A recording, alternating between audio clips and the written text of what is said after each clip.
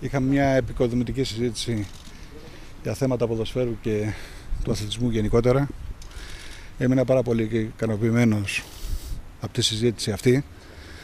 Θα είμαστε εκεί να στηρίξουμε την προσπάθεια του Υπουργού για να βελτιώσουμε το ελληνικό ποδόσφαιρο, να κάνουμε ό,τι μπορούμε και ειδικότερα στα θέματα βίας, το οποίο είναι κάτι το οποίο απασχολεί τον Υπουργό και όλους εμάς. Σας λέω και πάλι ότι έμεινα πάρα πολύ ευχαριστημένος και είμαι αισιόδοξος ότι θα έρθουν καλύτερες μέρες. Σχετικά με το κυριακάτικο ντέρμπι, κύριε Πρόεδρε, ποια είναι τα όνειρά σας? Θα ήθελα η φιλοξενία της ΠΑΕ ΠΑΟΚ να είναι η ίδια με τη φιλοξενία της ΠΑΕ Ολυμπιακού, όπως είχαμε δει στο πρώτο γύρο, και να μην γίνουν οι χτηνοδίες που είδαμε πέρυσι στο κύπελλο. Είναι κάτι πολύ σημαντικό και πιστεύω ότι αν η ΠΑΕ ΠΑΟΚ θέλει να διαξερθεί το μάτς με σωστές και ανθρώπινες συνθήκες, μπορεί να το πράξει.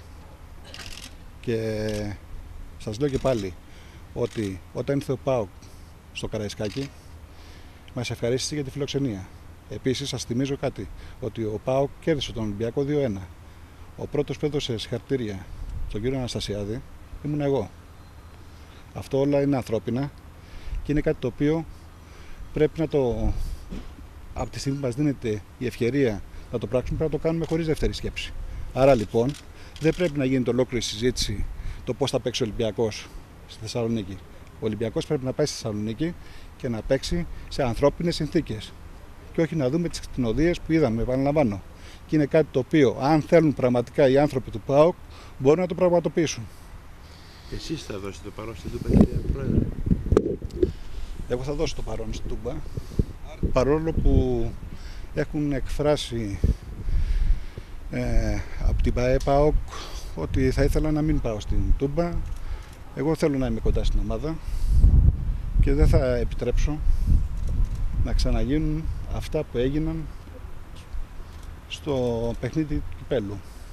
Αλλά είναι κάτι το οποίο το σκέφτομαι, δεν θέλουμε ούτε να προκαλέσουμε ούτε τίποτα. Αλλά από την άλλη πλευρά δεν μπορούμε να αφήσουμε την ομάδα να περάσει αυτά που πέρασε στο μάτς κυπέλλου. Είναι κάτι το οποίο το σκέφτομαι και οπωσδήποτε το να λέει η ΠΑΕ ΠΑΟΚ ότι προτιμάει να μην πάω εγώ στην Τούμπα ή οτιδήποτε, είναι κάτι το οποίο θα το σκεφτούμε, αλλά η πρώτη σκέψη είναι ότι θα συνοδεύσω την ομάδα. Αγωνιστικά, Πρόεδρε?